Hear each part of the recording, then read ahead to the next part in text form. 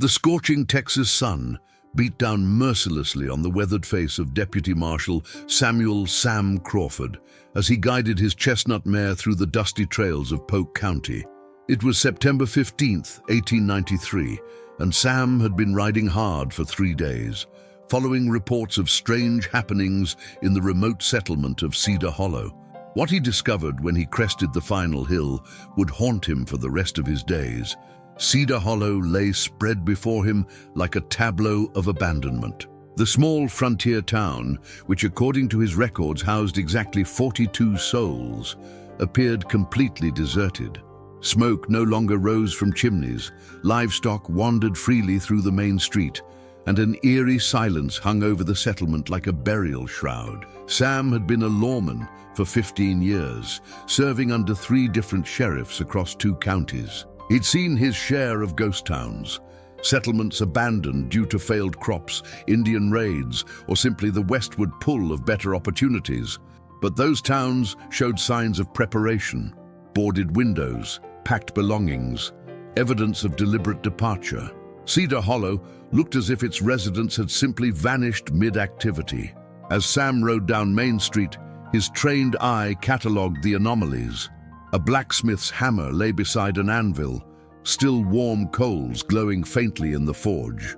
Laundry hung on lines behind modest homes, clothes swaying gently in the afternoon breeze. The general store's door stood wide open, goods still arranged neatly on shelves, the cash drawer containing nearly $30 in silver and paper money, a fortune left untouched. The deputy dismounted near what appeared to be the town center, tying his horse to a hitching post outside Murphy's saloon. The establishment's bat-wing doors creaked softly in the wind, and Sam could see glasses still sitting on tables, some containing the dried remnants of whiskey or beer. A deck of playing cards lay scattered across a corner table, as if a poker game had been interrupted mid-hand. "Hello," Sam called out, his voice echoing strangely in the empty street. "Deputy Marshal Crawford. Anyone here?" Only the wind answered him, carrying with it the scent of dust and something else. Something Sam couldn't quite identify, but that made his skin crawl. It was a metallic smell, like copper pennies left in the rain, mixed with an organic odor that reminded him uncomfortably of a battlefield after the shooting stopped. Sam's first stop was the town's church, a modest wooden structure that served as both place of worship and community meeting hall. The heavy oak door was unlocked, and as he stepped inside, he was struck by the profound stillness. Hymnals lay open on pews, and a Bible rested on the pulpit, open to revelations.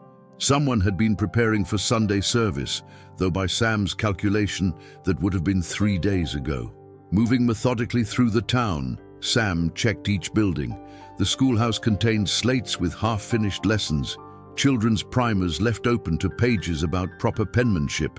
In one of the residential homes, a neat 2-story structure that likely belonged to the town's most prosperous family, he found a dining table set for supper. 4 plates, 4 glasses, 4 sets of silverware. A roast sat in the kitchen, now crawling with flies, suggesting the meal had been prepared but never eaten. The most disturbing discovery came at the home of what he assumed was the town doctor. The front door bore a brass nameplate reading, "Dr. Jeremiah Whitmore, physician and surgeon." Inside, Sam found a medical bag sitting open on the kitchen table, instruments laid out as if the doctor had been preparing to treat a patient. Most unnervingly, there were signs of recent medical activity: bloodied bandages in a wastebasket, the lingering smell of carbolic acid used for sterilization. As evening approached, Sam made camp in the town square, reluctant to sleep inside any of the abandoned buildings. He built a small fire and settled in for a long night of thinking and planning. The 42 missing residents represented one of the largest unexplained disappearances in Texas history, and Sam knew he was dealing with something far beyond his usual jurisdiction of cattle thieves and barroom brawls. The deputy spent the evening writing detailed notes in his leather-bound journal, documenting everything he'd observed. The evidence suggested the disappearance had occurred suddenly, likely during evening hours when families would have been gathered for supper. There were no signs of struggle, no blood except in the doctor's house, no indication of violence or forced entry. It was as if the entire population had simply stepped out of their daily routines and walked away from their lives. As night fell and the temperature dropped, Sam found himself jumping at every sound, the creak of wooden buildings settling, the distant howl of coyotes, the rustle of wind through abandoned clothes on washing lines. He'd investigated plenty of crimes in his career, but nothing had prepared him for the oppressive atmosphere of Cedar Hollow. The town felt wrong, as if the very air had been tainted by whatever had befallen its residents. Around midnight, Sam was startled by the sound of hoofbeats approaching the town. His hand moved instinctively to his Colt .45 as he peered into the darkness beyond his campfire's circle of light. A lone rider emerged from the shadows, a tall, lean man wearing the dusty clothes of a traveling preacher or circuit judge. "Evening, Deputy," the stranger called out, raising his hands to show he meant no harm. "Name's Ezekiel Thorne. I'm a journalist with the Dallas Morning News. Heard there was something peculiar happening out here." Sam studied the newcomer carefully. Thorne appeared to be in his 40s, with prematurely gray hair and intelligent eyes that seemed to take in every detail of the abandoned town. He carried a leather satchel and notebook, lending credence to his claim of being a newspaperman. "How'd you hear about this place?" Sam asked, not lowering his guard. "Telegraph operator in Huntsville mentioned it to a friend, who mentioned it to another friend," Thorne replied, dismounting slowly. "You know how word travels. 42 people don't just disappear without someone taking notice." The two men spent the next several hours comparing observations and theories. Thorne proved to be an experienced investigator in his own right, having covered several mysterious disappearances and unexplained phenomena across the Southwest. His presence was both reassuring and troubling to Sam. Reassuring because it meant he wasn't alone in dealing with this mystery. Troubling because it suggested the situation was significant enough to attract attention from the state's major newspaper. "I've seen abandoned towns before," Thorne said as they sat by the dying fire. "Mining camps that played out, farming communities hit by drought, settlements wiped out by disease. But Deputy, I've never seen anything like this. It's as if these people were plucked right out of their normal lives." As dawn approached, both men agreed that a more systematic investigation was needed. Sam would need to contact his superiors and likely request assistance from the Texas Rangers. Thorne would document everything for his newspaper, potentially bringing the mystery to statewide attention. Neither man slept well that night, both haunted by the implications of what they'd discovered. The morning sun revealed new details that had been hidden in the previous day's shadows. Sam and Thorne found animal tracks throughout the town, not just the expected horses, cattle, and chickens, but something else. Strange prints in the dust near the town's well, tracks that looked almost human, but somehow wrong. The stride was too long, the toe impressions too deep, and there appeared to be only 4 toes instead of 5. "What do you make of these?" Sam asked, crouching beside the clearest set of tracks. Thorne examined them carefully, making sketches in his notebook. "I've seen a lot of animal tracks in my time, Deputy. These don't match anything I know. Could be some kind of large bird, maybe, but the depth suggests something much heavier than any bird should be." As they prepared to expand their investigation beyond the town limits, both men shared the same unspoken thought. Whatever had happened to the 42 residents of Cedar Hollow, it was something that challenged their understanding of the natural world. The mystery was just beginning to reveal its depths, and neither Sam nor Thorne was prepared for the truth they would eventually uncover. The sun climbed higher, promising another scorching day in the Texas heat, as the two men began the next phase of their investigation into one of the most baffling disappearances in American frontier history. Deputy Marshal Sam Crawford stood at the edge of Cedar Hollow Cemetery, his weathered hands gripping a telegram that had arrived via messenger earlier that morning. Sheriff William Garrett of Polk County was en route with 2 Texas Rangers, expected to arrive before sunset. The message also contained disturbing news. Cedar Hollow wasn't the first settlement to experience mysterious disappearances in recent months. Ezekiel Thorne crouched beside a freshly dug grave at the cemetery's far end, his journalist's instincts pulling him toward every anomaly. The grave was recent, the earth still dark and loose, but there was no headstone, no marker to indicate who might be buried there. More troubling still, the grave appeared to have been dug from the inside out, with dirt scattered in a pattern suggesting something had clawed its way up from below. "Deputy Crawford," Thorne called, his voice carrying an edge of excitement mixed with unease. "You need to see this." Sam approached the gravesite, noting how Thorne's usually steady hands trembled slightly as he pointed to the disturbed earth. The journalist had spent the morning interviewing Sam about the previous day's discoveries while taking detailed photographs with his portable camera equipment. Now, it seemed, they had uncovered something even more disturbing. "Look at these scratch marks in the soil," Thorne said, indicating deep gouges in the earth around the grave's edges. "And notice how the dirt is scattered. This doesn't look like a normal burial or exhumation." Sam knelt beside the grave, his lawman's eye studying the evidence. The scratch marks were indeed unusual, too large for human fingernails, too deep for any normal digging tool. They reminded him uncomfortably of claw marks, but from what kind of creature he couldn't say. "There's something else," Thorne continued, producing a small object from his coat pocket. "I found this buried in the loose soil." The object was a tarnished silver locket, its chain broken. Sam opened it carefully, revealing a daguerreotype of a young woman with kind eyes and a gentle smile. On the opposite side of the locket, an inscription read, "To my beloved Martha, until death do us part, William." "Martha Henderson," Sam said, recognizing the name from the town's records he'd studied the previous evening. She was the school teacher, married to William Henderson, who ran the general store. "Nay, according to the town's burial records I found in the church," Thorne said, consulting his notebook. "Martha Henderson died 6 months ago of consumption. She should be buried right here in this grave." The implications hung heavy in the air between them. If Martha Henderson had been properly buried 6 months ago, why was her grave disturbed from within? And more importantly, where was her body now? Their investigation was interrupted by the arrival of a third party, an elderly Native American man who emerged from the scrub brush surrounding the cemetery as if materializing from the earth itself. He was clearly advanced in years, his weathered face marked by deep lines that spoke of decades spent under the Texas sun. Despite his age, he moved with the fluid grace of someone who had spent his entire life navigating the harsh frontier. "You are the lawman investigating the missing people," the old man said. It wasn't a question.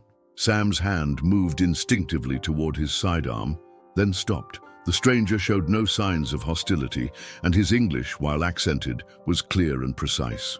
"I am Deputy Marshal Crawford," Sam said carefully. "This is Mr. Thorne, a journalist." "Who are you?" "My name is Joseph Running Bear," the man replied. "My people lived in this valley long before the white settlers came. We know what happened here." Thorne immediately produced his notebook, sensing a potential breakthrough in their investigation. "What can you tell us?" Joseph Running Bear looked around the cemetery with eyes that seemed to see far more than the physical landscape. "This place has been cursed for many seasons.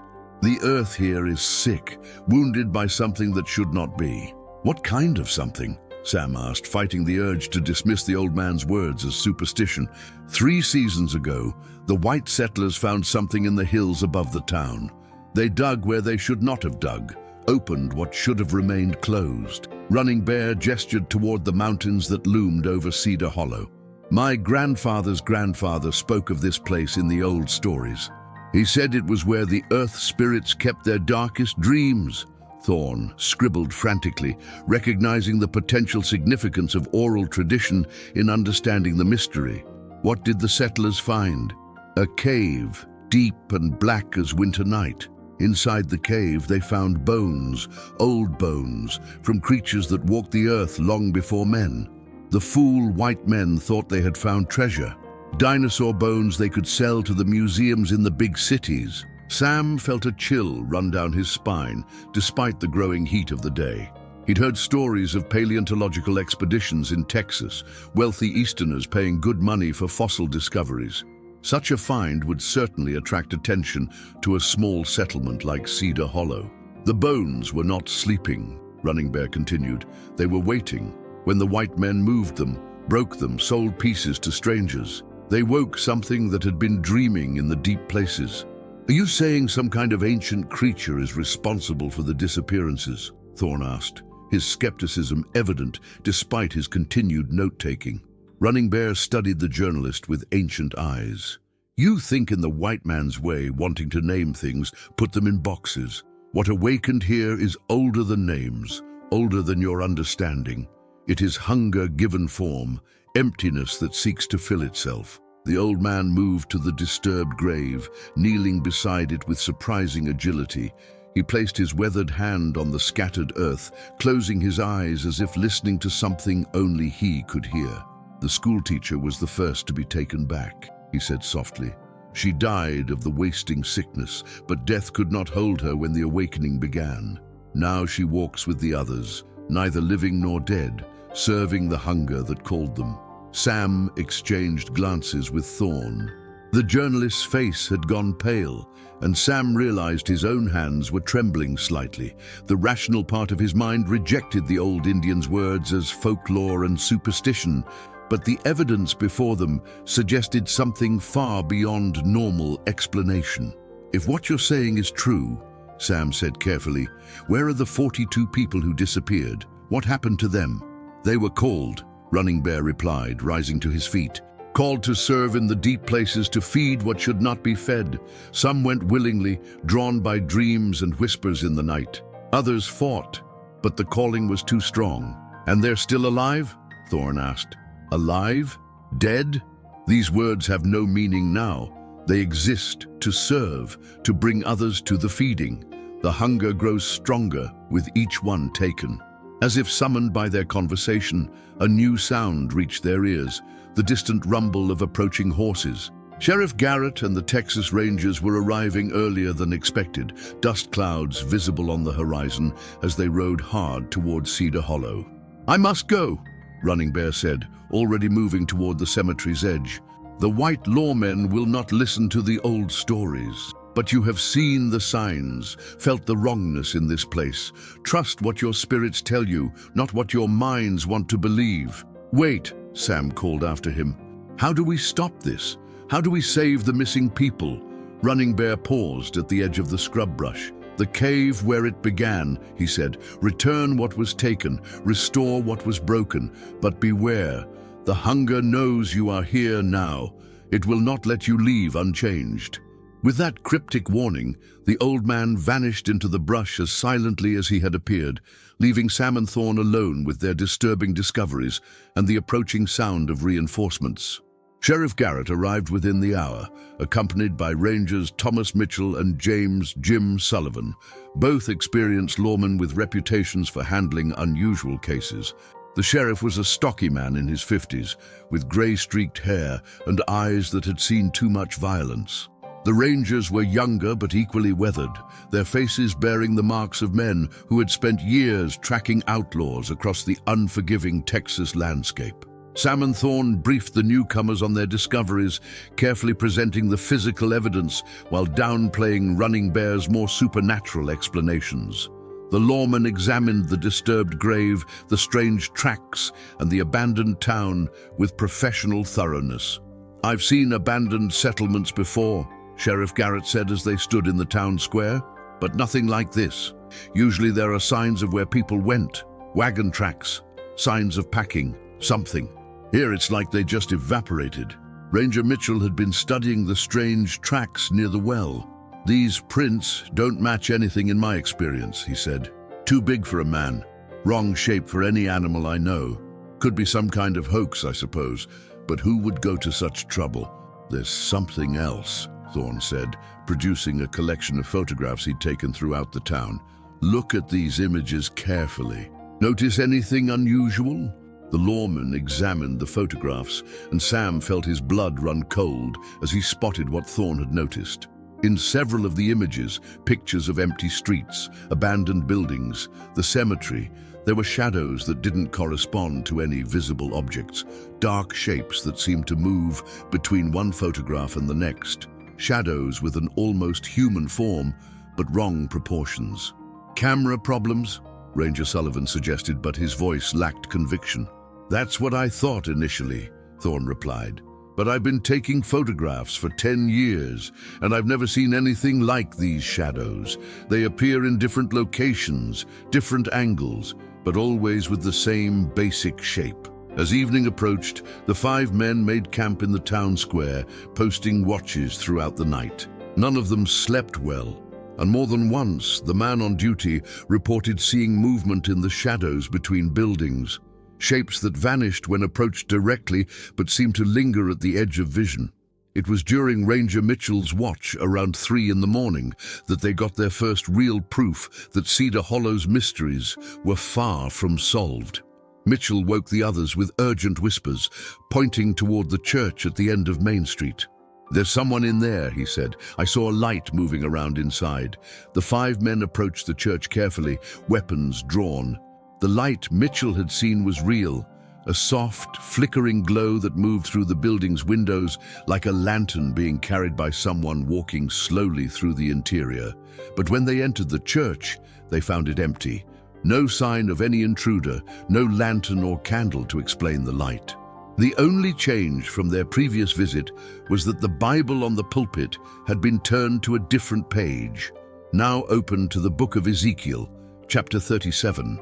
The Valley of Dry Bones. As they stood in the empty church, trying to process what they'd witnessed, a new sound reached their ears from outside, the distant sound of singing. Multiple voices joined in harmony, carrying a hymn they all recognized. "Shall we gather at the river?" The 5 men rushed outside, but the street was empty. The singing continued for several more minutes, seeming to come from all directions at once, before fading into the night wind.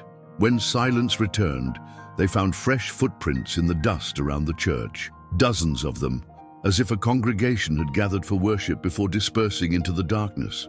The footprints were human, but like everything else in Cedar Hollow, they were wrong. Too deep for the soft earth, arranged in patterns that suggested the people making them had been walking in perfect unison, and leading not toward the town's residential areas, but toward the hills, where Joseph Running Bear had said the cursed cave could be found. As dawn broke over the abandoned settlement, the 5 investigators realized they were dealing with something that defied conventional explanation.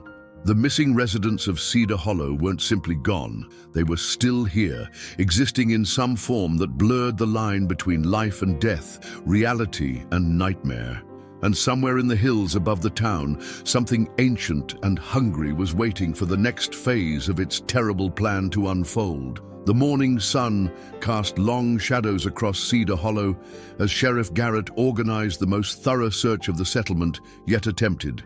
The previous night's supernatural encounter had shaken all 5 men, but their duty as lawmen demanded they continue seeking rational explanations for the mysterious disappearances. Deputy Marshal Sam Crawford found himself partnered with Ranger Jim Sullivan for a systematic search of the residential district. Sullivan was a pragmatic man, built like a bull, and known throughout Texas for his ability to track outlaws across impossible terrain.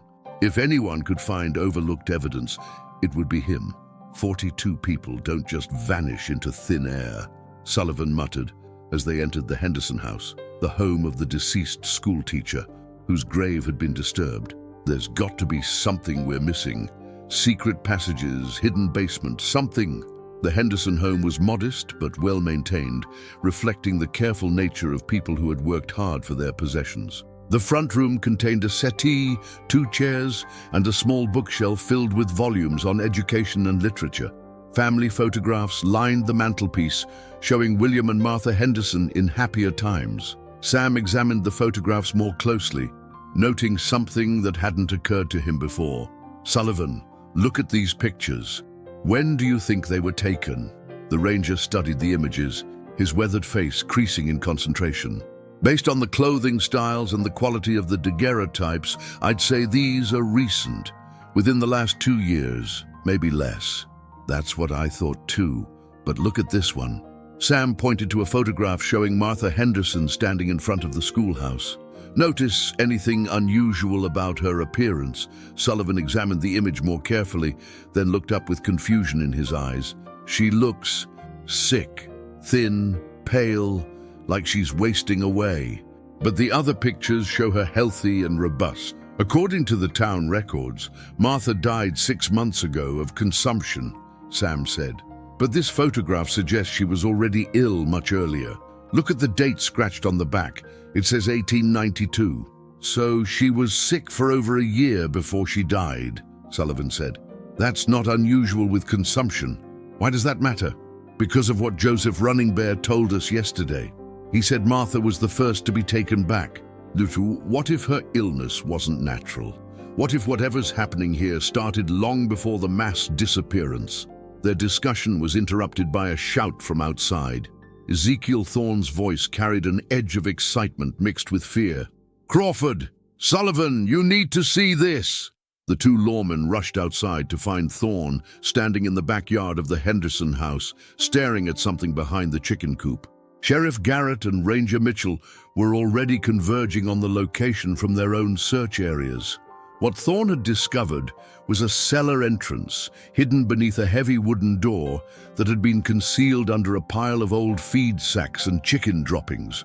The door itself was unusual, made of heavy oak planks bound with iron, more suited to a bank vault than a simple root cellar.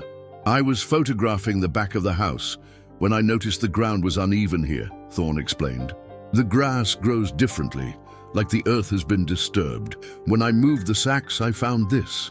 Sheriff Garrett examined the door carefully. "There's no handle on the outside," he noted. "And look at these scratches in the wood, like something was clawing to get out." The scratches were deep and numerous, covering the inner side of the door in a chaotic pattern that spoke of desperate, frantic activity. Some appeared to be made by human fingernails, others by something with longer, sharper claws. "The lock is on the outside," Ranger Mitchell observed. "Whatever was down there was meant to be kept in, not kept out." Sam felt his stomach tighten as the implications became clear. Someone was imprisoned down there, maybe Martha Henderson herself, after she became whatever she became. The 5 men worked together to open the heavy door, revealing a set of stone steps leading down into darkness. The smell that rose from the cellar was indescribable, a mixture of decay, old earth, and something else that made their eyes water and their stomachs churn. Thorne produced a lantern from his equipment bag, and the group descended into the underground chamber.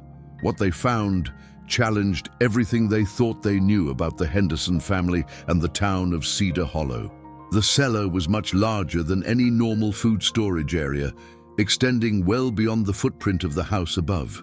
The walls were carved directly from the bedrock, and along them were arranged dozens of wooden shelves containing glass jars filled with unidentifiable specimens preserved in clear fluid. "Jesus Christ," Ranger Sullivan whispered, examining one of the jars. "Oh, what the hell were these people doing down here?" The specimens appeared to be biological samples, tissue fragments, bone pieces, and stranger things that defied easy categorization. Some jars contained what looked like scales or feathers. Others held objects that seemed to shift and move in the preserving fluid, despite being obviously dead. At the far end of the cellar, they discovered a makeshift laboratory. Tables covered with scientific instruments, notebooks filled with detailed observations written in multiple hands, and most disturbing of all, a collection of daguerreotype photographs showing the progression of some kind of terrible transformation. Sheriff Garrett picked up one of the notebooks, reading aloud from entries dated several months before the mass disappearance. Day 23. The specimens continue to change even after death. Dr. Whitmore believes we are witnessing some form of biological resurrection, but I fear we are dealing with something far beyond medical science. "Dr. Whitmore," Sam said, remembering the nameplate they'd seen at the physician's house. "He was involved in this, whatever this is." Thorne was photographing everything, his journalist's instincts overriding his fear. "Look at these later entries," he said, reading from another notebook. Day 45. Martha's condition worsens. The changes are accelerating. She speaks of voices calling to her from the hills, dreams of walking among the bones in the deep cave. Dr. Whitmore insists we must continue the treatments, but I fear we are losing her to something that science cannot cure. The photographs told an even more disturbing story. They showed Martha Henderson's gradual transformation from a healthy young woman to something that barely resembled human. Her skin became pale and translucent, her eyes clouded over with cataracts, and her fingers appeared to elongate into claw-like appendages. "This isn't consumption," Ranger Mitchell said, studying the images. "This is something else entirely, some kind of mutation or infection." At the bottom of the photograph collection, they found images that made all 5 men step back in horror.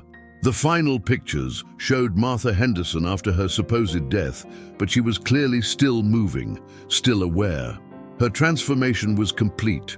She had become something that was neither fully human nor fully animal, a creature that walked upright but moved with predatory grace. "The date on this photograph," Sam said with a trembling voice, "is 3 weeks after her official death and burial." "But that's impossible," Sheriff Garrett protested. "We saw her grave yesterday.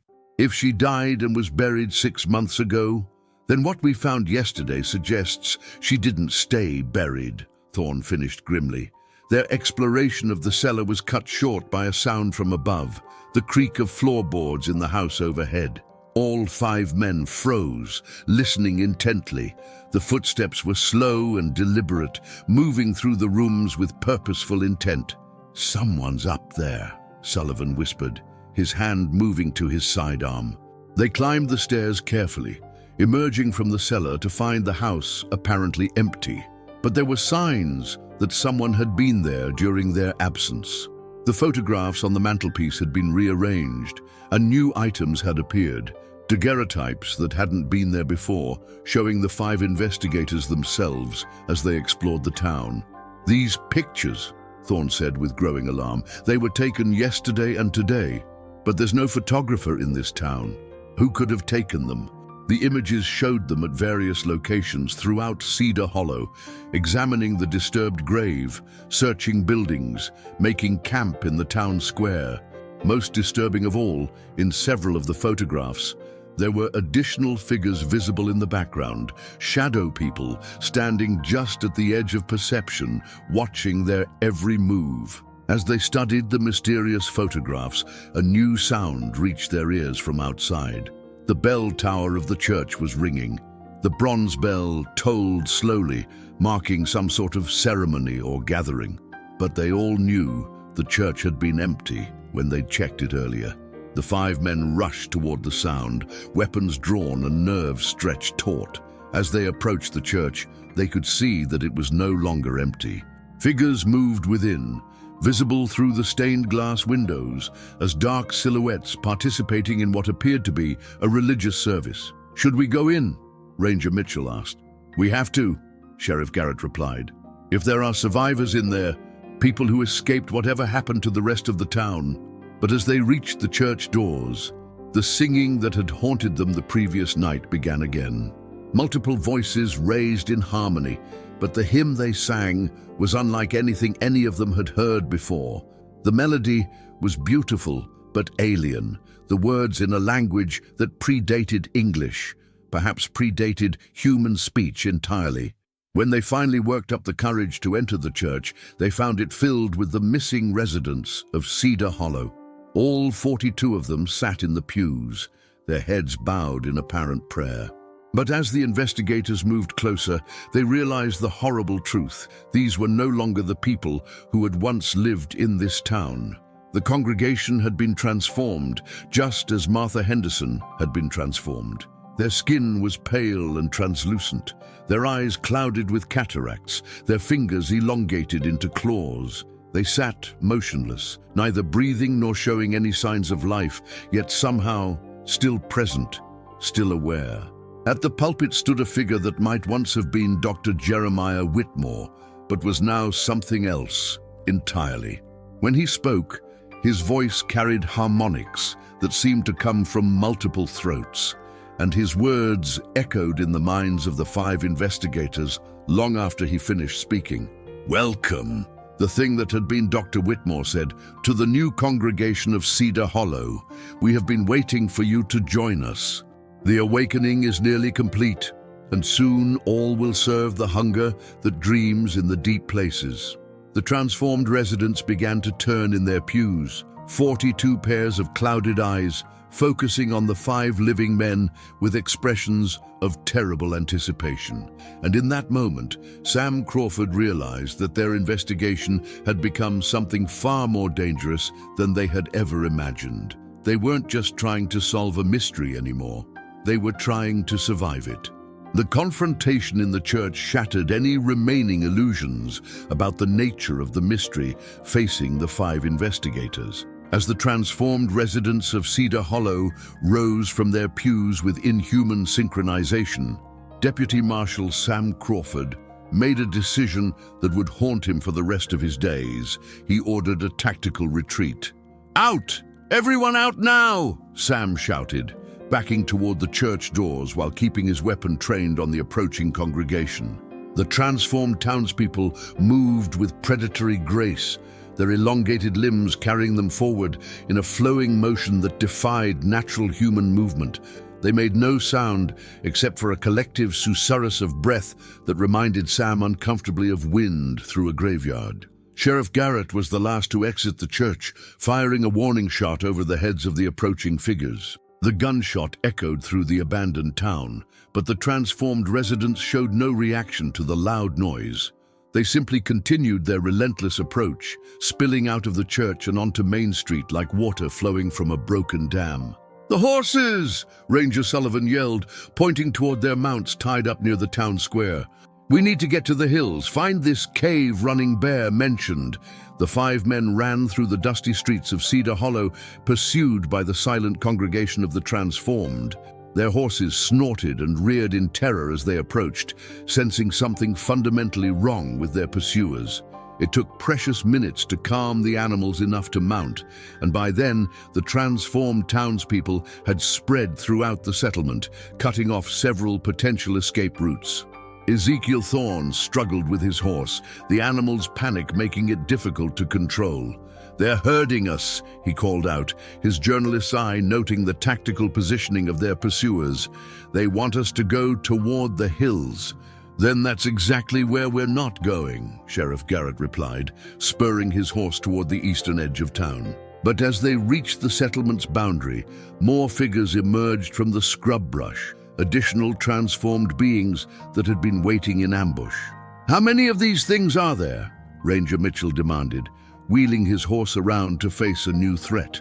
"More than 42, Sam realized with growing horror. "This has been going on longer than we thought. Other settlements, other missing people." With no choice but to follow the path their pursuers wanted them to take, the 5 investigators rode hard toward the foothills above Cedar Hollow.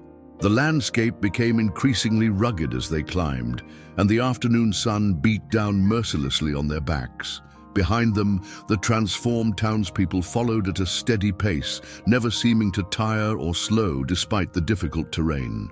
It was Joseph Running Bear who found them as they paused to rest their horses near a rocky outcropping. The elderly Native American emerged from concealment among the boulders, his weathered face grave with concern. "You have seen them," he said. It wasn't a question. "What the hell are those things?" Sheriff Garrett demanded. "They look like people, but they're not people anymore." "They are the servants of the hunger," Running Bear replied, "neither living nor dead, bound to serve what sleeps in the deep cave. Your weapons cannot harm them. Your laws cannot judge them. They exist only to feed the awakening." "You keep talking about this cave," Sam said. "Where is it? What's really down there?" Running Bear pointed toward a narrow canyon that cut into the hills like a knife wound. 2 hours' ride through the canyon, the white settlers found it 3 seasons ago while hunting for water. They discovered bones, old bones from creatures that walked the earth when the world was young. "Dinosaur fossils," Thorne said, understanding beginning to dawn in his eyes. "That's what started this. paleontological excavation. The bones were not sleeping, Running Bear continued. They were dreaming, holding the dreams of things that should not wake. When the white men moved them, broke them, scattered them to the winds, they broke the bonds that held the dreamer sleeping. Ranger Sullivan checked his ammunition, a practical man facing an impractical situation. So what do we do? How do we stop this thing? The bones must be returned, the dreams must be made whole again. Only then will the awakening cease and the servants be released from their binding. And if we can't do that, Sam asked. Running Bear's expression darkened. Then the hunger will grow, spread beyond this valley. More settlements will fall, more people will be taken and transformed. Eventually, the dreamer will have enough servants to wake fully. And then, he shrugged expressively, then the world will remember why some things should remain buried. The distant sound of approaching hoofbeats reminded them that their pursuers were still following. The transformed townspeople rode the stolen horses of Cedar Hollow with the same inhuman grace they displayed on foot, their clouded eyes never leaving their quarry. "Lead us to this cave," Sheriff Garrett ordered. "If there's a chance to end this nightmare, we have to take it." The journey through the canyon was treacherous, the narrow path winding between towering walls of red stone that blocked out much of the afternoon sun. Their horses picked their way carefully over loose rock and around massive boulders that had fallen from the canyon walls over centuries of erosion. As they rode deeper into the geological maze, Thorne noticed something that made his blood run cold. "Look at the rock walls," he said, pointing to the exposed stone formations. "Do you see those marks?" The canyon walls were covered with scratches and gouges, similar to what they'd found at Martha Henderson's grave, but on a much larger scale. Something massive had clawed at the stone, leaving marks dozens of feet above the canyon floor. "Whatever made those marks," Ranger Mitchell observed, "it was big, really big. And it was trying to get out," Sam added, noting how the scratches all seemed to point toward the canyon mouth. Joseph Running Bear nodded grimly. "The dreamer has been restless since the bones were disturbed. It tests its prison, seeks weak points where it might break free." The canyon gradually widened as they progressed, opening into a circular valley surrounded by high cliffs. At the far end of the valley, almost hidden in shadow, was the entrance to a cave that seemed to exhale darkness like a living thing. "There," Running Bear said, "the place where the white men dug, where they found the bones of the ancient dreamer." Even from a distance, the cave entrance was clearly unnatural. The opening was too regular, too symmetrical to be the result of geological processes alone. It had been carved, shaped by intelligence, though whether human or something else was impossible to determine. Around the cave mouth, the five men could see evidence of recent excavation. Shovels, pickaxes, and surveying equipment lay scattered about, along with wooden crates that had once contained the fossilized remains. Most of the crates were empty now, their contents long since shipped to museums and private collectors across the country. "The bones are gone," Thorne observed. "How are we supposed to return something that's been scattered to the four winds?" "Not all of them," Running Bear replied, pointing to a pile of broken fossils near the cave entrance. "The white men took the largest pieces, the most complete skeletons, but they left behind the fragments, the pieces they considered worthless." As they approached the cave, a sound began to emanate from the darkness within, a low, rhythmic thrumming that seemed to resonate in their very bones. It was neither mechanical nor animal, but something that predated both categories. "It knows we're here," Sam said, his hand unconsciously moving to his weapon, despite knowing it would be useless against whatever dwelt in the cave. The sound grew louder as they dismounted and approached the cave entrance on foot. Thorne produced a lantern from his equipment, casting flickering shadows on the cave walls as they peered into the darkness. The cave extended far into the earth, its walls covered with pictographs and carvings that hurt the eyes to look at directly. The images seemed to shift and change in the lantern light, depicting creatures and landscapes that belonged to no earthly reality. "These drawings," Thorne whispered, "they're not Native American. They're older, much older. They tell the story of the dreamer, Running Bear explained. How it came to this world in the time before time, how it was bound by the earth spirits and forced to sleep. The bones you see scattered here were not from one creature, but from many. The dreamer's children, its servants from the old time. At the back of the cave, partially buried under tons of fallen rock and debris, they could see what remained of the original excavation. Massive fossilized bones protruded from the cave walls, some still partially embedded in the stone matrix. But these weren't dinosaur fossils. They were something else entirely, belonging to creatures that seemed to combine characteristics of multiple species in ways that shouldn't have been possible. Dear God, Sheriff Garrett breathed, studying the exposed bones. What kind of creature was this thing? The kind that should have stayed buried, Running Bear replied grimly. As they stood in the depths of the cave, trying to process the enormity of what they were seeing, a new sound joined the rhythmic thrumming, the approach of many feet echoing through the cave system. Their pursuers had finally caught up with them, and there was nowhere left to run. The transformed residents of Cedar Hollow filed into the cave with silent purpose, their clouded eyes reflecting the lantern light like mirrors. Behind them came others, more transformed beings from settlements they'd never heard of, people who had been missing for months or even years.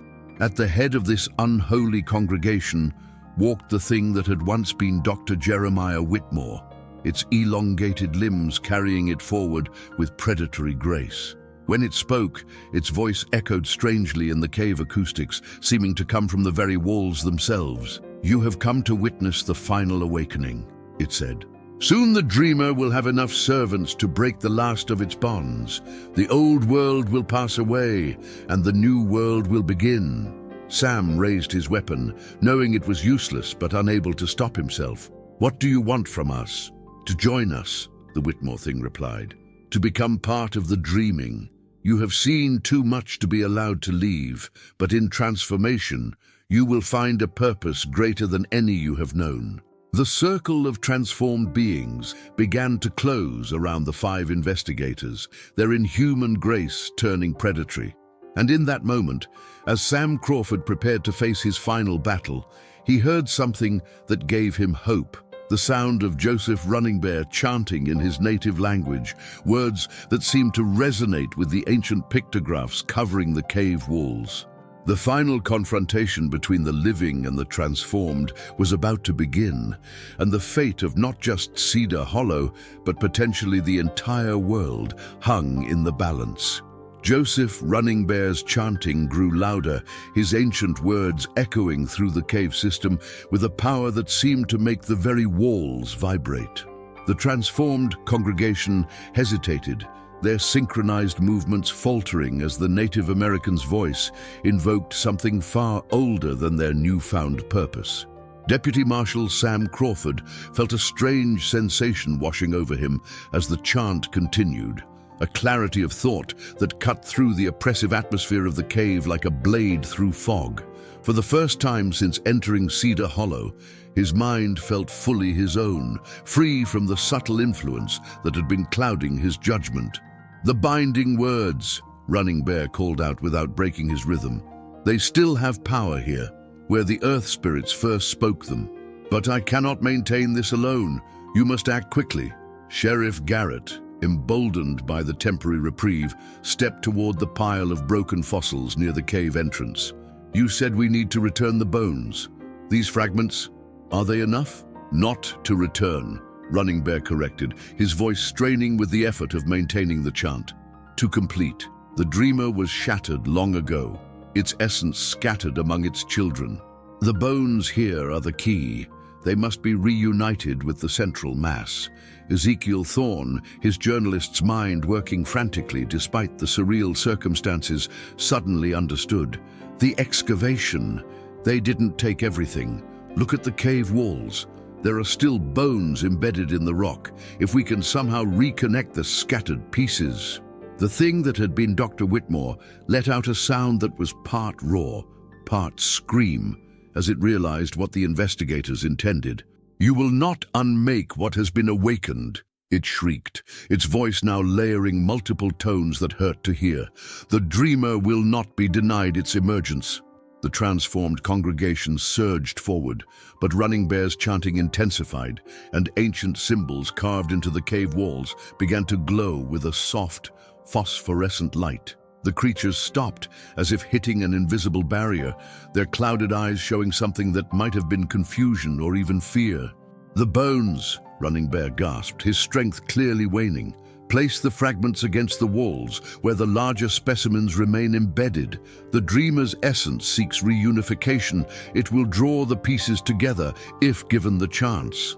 Ranger Jim Sullivan didn't hesitate. He grabbed an armload of fossilized fragments and pressed them against the cave wall, where a massive skull protruded from the stone matrix.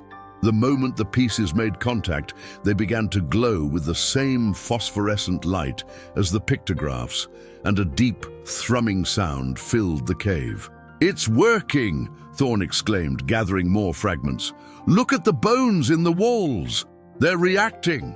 Indeed, the embedded fossils were beginning to emit their own light, creating a network of glowing connections throughout the cave system. But with each reunification, the transformed congregation became more agitated, their inhuman grace giving way to desperate, clawing movements as they fought against Running Bear's binding chant. Ranger Mitchell and Sheriff Garrett worked frantically to place more fragments, while Sam Crawford stood guard with his weapon drawn.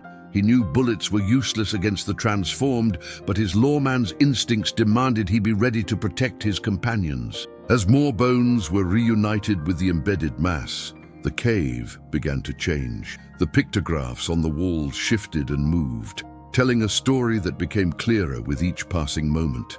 The images showed the arrival of something ancient and alien, its conquest of the primordial earth, and finally its binding by forces that preceded human civilization.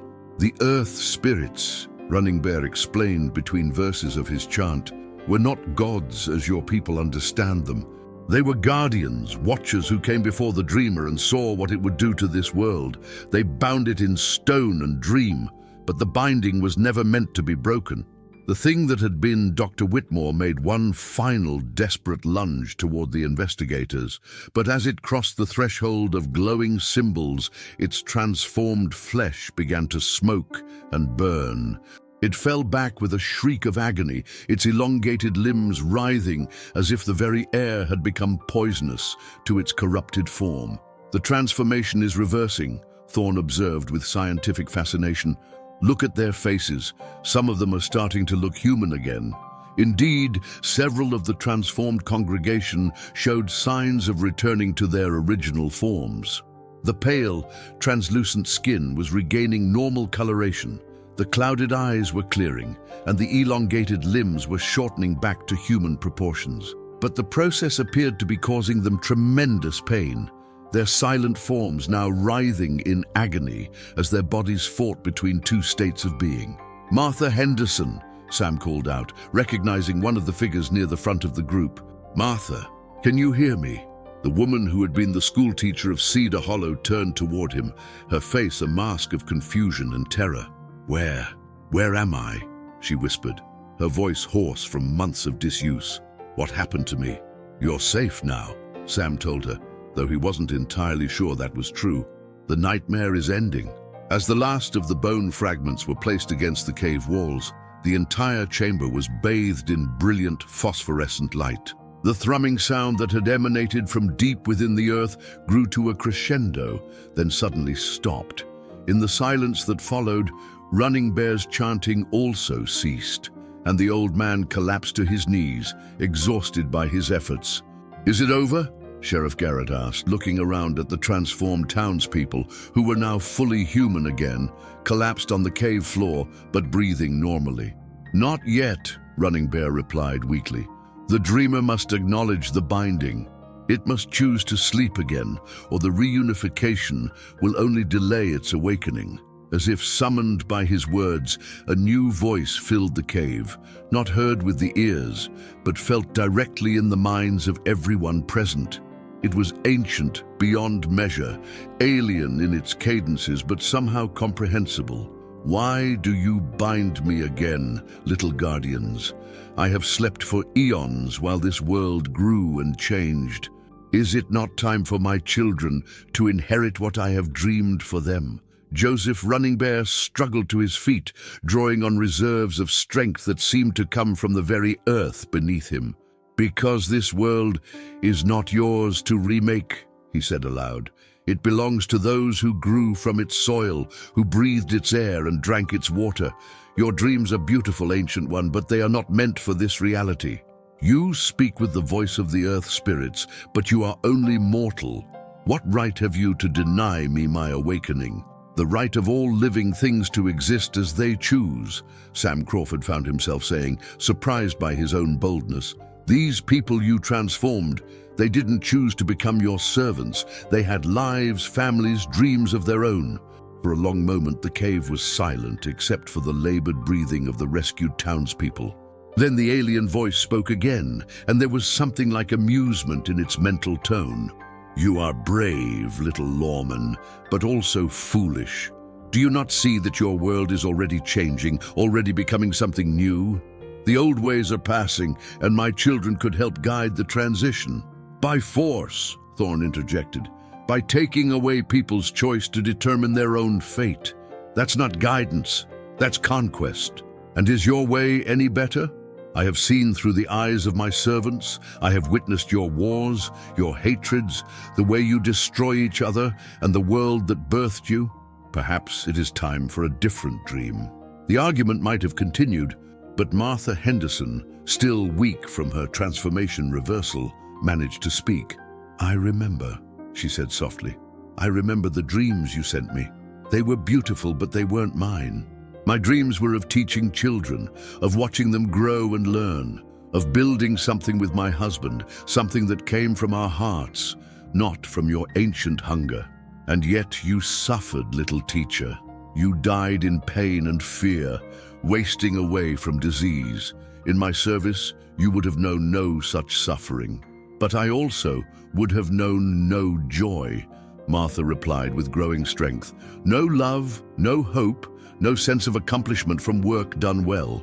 You offered existence without living. That's not a gift, it's a prison.